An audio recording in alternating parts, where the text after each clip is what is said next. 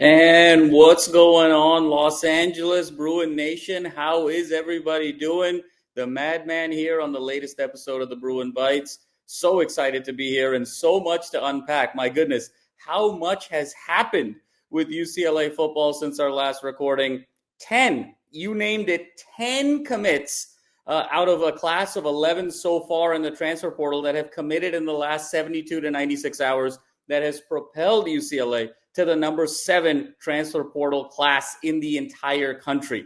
And can't wait to break it all down. Feels like DeShaun and company are absolutely cooking with fire. There's grease on the stove and a lot of magic that's about to happen. And so let's dive right into it, folks. Look, this was going to be the perception of a rebuilding year going into 2025 when you saw how much this team was going to lose, particularly on the defensive side of the ball. When you look at the fact that 11 of the top 12 tacklers on this team were out of eligibility, including Carson that we believe is going to go to the NFL, a lot of work to do for DeShaun and company, and they have just come out storming out of the gates. After the first couple of days of the portal period, I think they assessed, they strategized, they looked at who they wanted, they filtered, they down-selected, and now it has been attack. It has been a flurry of commits over the last 72 to 96 hours, and we're so thrilled about it with the Bruins of UCLA. We got to start in the secondary, and this was going to be a position group that was going to be the most bare going into 2025. When you look at sort of things holistically from a big picture perspective, no more KJ Wallace, no more Devin Kirkwood. Jalen Davies just announced that he was going to go into the portal. No more Kalen Moore. No more Ramon Henderson. When you start, no more Brian Addison. So when you sort of assessed it in terms of your key performers, the perception was you don't want to rely so heavily on incoming freshmen and players with no experience. You're going to have to go double down in the portal and go sort of attack that position group. And that's exactly what the Bruins did. Counted five defensive backs have committed to UCLA, and we're going to sort of go down the list and break it down for you. There's so many players that have committed to UCLA over the last 72 to 96 hours that for the first time ever, I actually have notes over here to sort of keep track of everyone, their stats, etc. It's going to be probably the first and only time I ever use notes on a Bruin Bites ever. So, bear with me here as we sort of go through it, but really wanting to provide our viewers a really holistic assessment of what's going on. We'll start with Andre Jordan Jr., 6'1", 183 pounds. He's coming over from Oregon State. And over the course of the last season, 27 tackles, 2 TFLs, 4 pass breakups. This is clearly an individual that is a little bit lanky at 183, but likes to play that press coverage, which I think is a staple in many ways of the Malloy defense, particularly in downs and distances of need. And so Andre Jordan Jr. is really a nice add. And together with the cornerback from Louisville, Aaron Williams, who's 6'2", 185, again, similar build. And what's significant about Aaron Williams is a kid out of St. John's Bosco. And so you're starting to establish now that Bosco pipeline to UCLA, and it's going to be sort of very exciting to see. Aaron Williams was a little used with Louisville this year, but all the rawness and the talent is there. And between Williams at 6'2", 185, Andre Jordan Jr. at 6'1", 183, you can see that there's an archetype. There's kind of this 6'1", 6'2 corner, 180 to 185 pounds that wants to be physical, that wants to sort of attack the ball, that wants to sort of attach themselves to the hips of opposing wide receivers. And so you're starting to sort of see an identity form in what Ikaika Malloy wants to do on the perimeter, building off of this season. But I think where I'm even more excited is at the safety spot. And there's been 3 safeties that have joined this class in a very significant way. The first is Aaron Williams' teammate, Benjamin Perry, a safety out of Louisville, 6'3", 205. He had 29 tackles last year, 1 sack, 1 forced fumble. And together with Benjamin Perry, Key Lawrence, a safety out of Ole Miss of the famed SEC, 6 feet even, 205 pounds. While he struggled last year to sort of get on the field with injuries, between 2021 and 2023, Key Lawrence had 148 total tackles in the SEC. I mean, that's absolutely significant. And then finally, Brian Threats, a safety out of Central Florida, 5'10", 195, a little bit smaller than the likes of Lawrence and Perry, but 115 total tackles and 4 interceptions between 22 and 23. And again, this past year just kind of struggled to find time on the field due to injury and just due to roster construction. So when you think about Andre Jordan Jr. and Aaron Williams at corner, and then the likes of Perry, Lawrence, and threats at safety, what you're really kind of creating here is depth and a replenishing and a rebuilding of the pipeline of the secondary. And I think what Malloy is really searching for is who is going to be the captain of this secondary moving forward. Who's going to step into that Stephen Blaylock role from a couple of years ago that's going to be calling out the defensive plays and formations? Who's going to be that Kamari Ramsey from 2023? Unfortunately, Ramsey left for across town. I think that left a bit of a void, particularly at the start of the season with the secondary, because you need that stalwart on the back end, that captain, to be able to sort of assess when the opposing quarterback calls for motion to determine what the opposing defense is going to be, and then you want to check off of that check. And Blaylock and Ramsey were so good at that, and I'm expecting to see either Lawrence or Perry really emerge into that role. So excited about the secondary indeed, and so much more to come with UCLA for sure. We got to segue then to offensive line. And we talk so much about the trench play and the breakdown of that particular position group on both sides of the ball with UCLA going into 2025. And we started the momentum here with Julian Armella, the 6'5", 290-pound transfer from Florida State, spent 2 years at Florida State, has 2 years of eligibility left. Some recruiting agencies had him as a 4-star. Some had him even as a 5-star in the very decorated South Florida area. So we started to kind of get things rolling there. Remember, this was also a position group, a lot of turnover. We were going to lose Holstege. We were going to lose Carlin. Nicky Prongos went into the transfer portal. So now going into next season, we were looking at Sam Yoon, who was definitely going to be a long-term solution at center.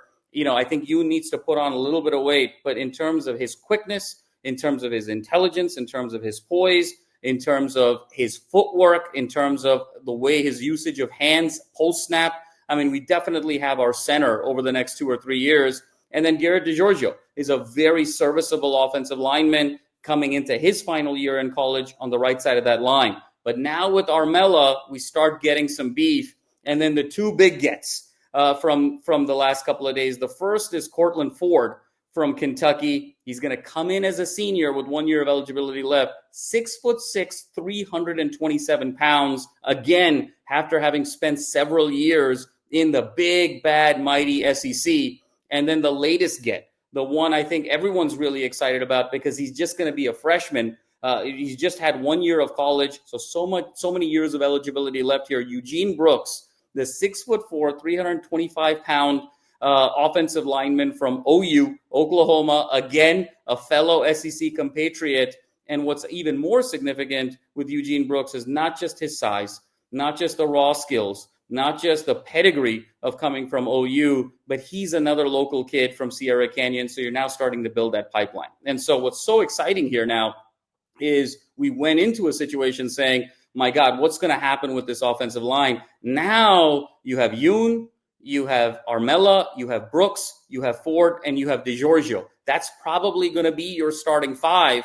And now the onus is on the coaching staff to figure out exactly which position groups and where everybody matches up, knowing that Yoon is going to be the center. And now you can rely on your younger guys and the guys that have come into the program right away this past year and the year before to provide that depth. So we're starting to see this position group really gel and become extremely credible when you look at the overall offensive system. So now when you sort of look at the Bruins on the offensive line, this is now a legitimate 5.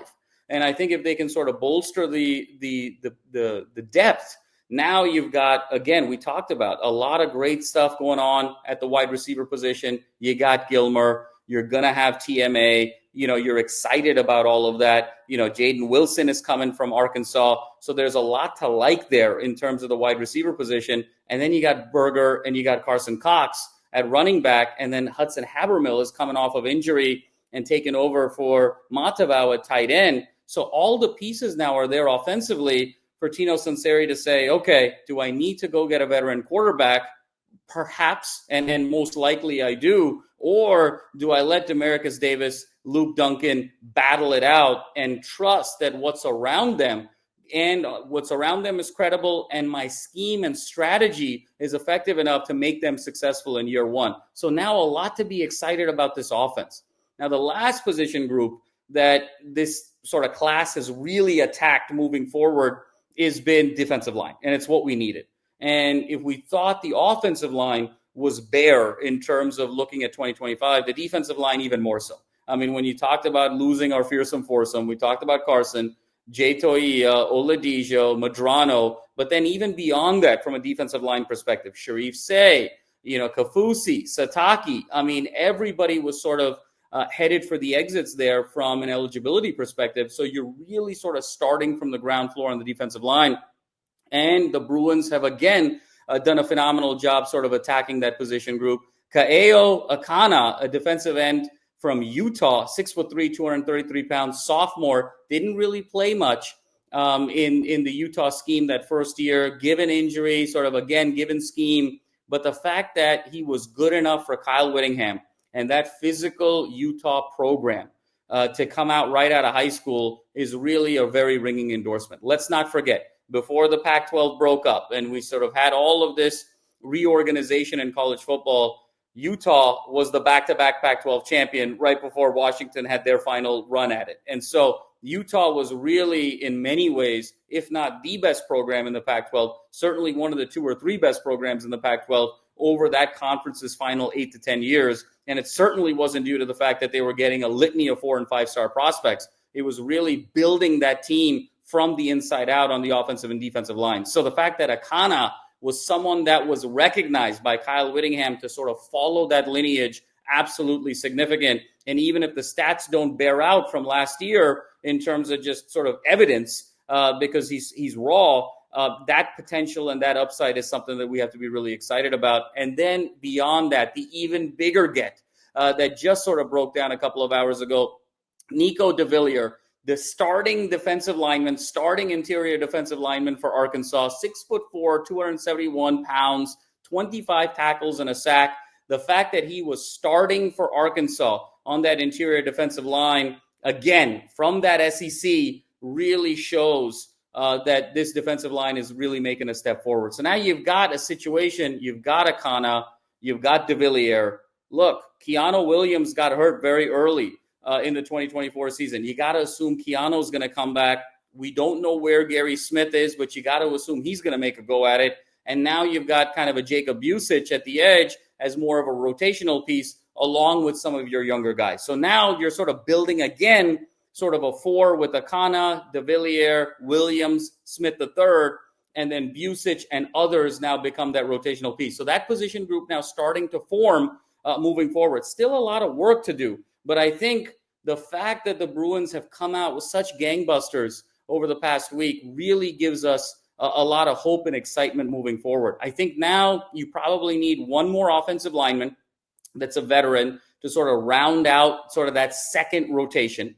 And the same with the defensive line. I think you need one more defensive lineman, particularly on the interior, to sort of round out that rotation. You're good at secondary now. And now the question becomes, got to really attack that linebacker room because you're replacing a ton. It's not just Medrano. It's not just Schlesinger. It's not just the fact that Oladejo went from linebacker to lineman and edge, but you're also replacing Ali Cahill. You're also replacing John Vaughns. So now you got to spend the next 2 to 3 to 4 players really bringing in some credible veteran leadership in that linebacker spot. And then do you go after a veteran quarterback? So you're starting to sort of put these pieces together. I think it's going to be one offensive lineman, one defensive lineman, 2 to 3 linebackers, and perhaps a quarterback is what's left on DeShaun Foster's checklist. So hopefully we can sort of close with 6 or 7 more players.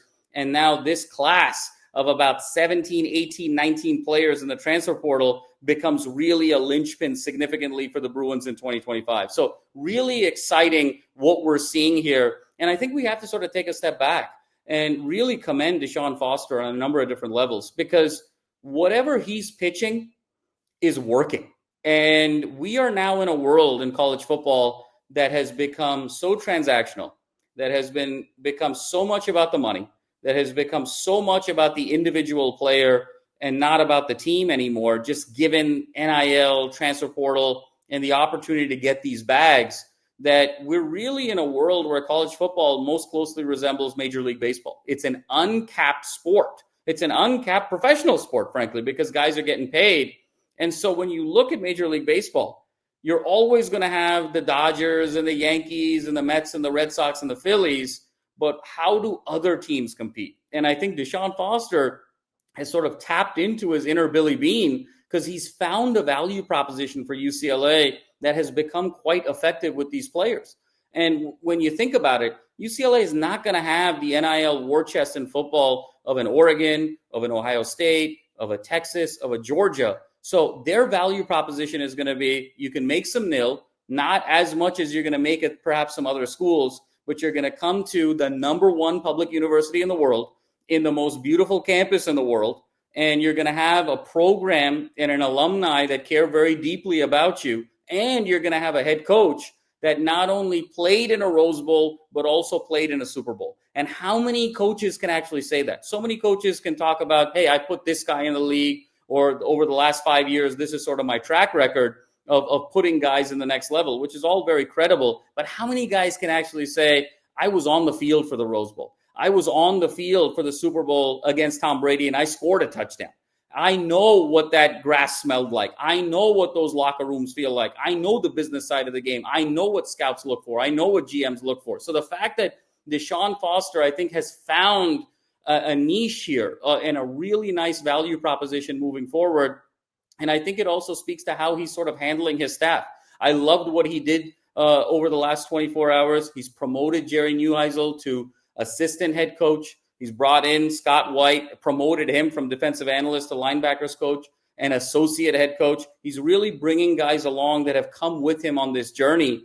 And what I love is that I've always said that for UCLA football to kind of reach its ceiling once again and sort of get back to sort of where it was in the 80s and 90s, you need that next iteration of Donahue. You need the guy that thinks of this job as a calling, that this is the destination job, this is a dream job, you're an alum, you care so deeply about this place, and it's a calling. And I think in the case of DeShaun, and I think it shows that he sort of sees that also in Jerry Neuheisel, because he's made him assistant head coach. He hasn't done it with Sunseri. He's done it with Jerry Neuheisel, that he sort of sees that similarity of calling. And I think that's what's going to be so significant, because you can sort of go with a different approach and say, I just want the biggest hot shot around. But the reality is going to be that individual is going to be a coach for 2 or 3 years and then go to their next job. It's going to treat UCLA football as a stepping stone. And so you're always going to be in this sort of, pattern of flux where over 2 or 3 years you could be really good. Then you're going to have some down years if you miss on the coach. And then, you sort of have to hit it again. But when you hit it again, it's going to be very short-lived versus a situation like this where you have a guy that really understands what it means to be a Bruin, that understands true Bruin values and wants to be here for the long haul, 20, 25 years, because that's how successful organizations are built. And you might suffer a little bit of pain up front with some rebuilding in those first 2 or 3 years, but then the dividends pays off later. And so we have to commend Martin Jarman for thinking of the hire in this particular way. And we have to start commending DeShaun for how he's sort of executing this offseason. They both got off to sort of rough starts, particularly DeShaun with Big Ten Media Day. But the fact is, you got to try this model. You have to try this model. If it doesn't work, it doesn't work.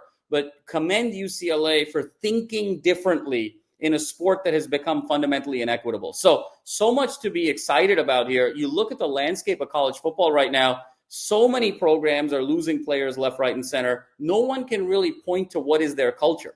And as a result, all of these schools are sort of blending together, and all you're looking for is the biggest bag, the most opportunity for playing time, and the most frictionless path to the league.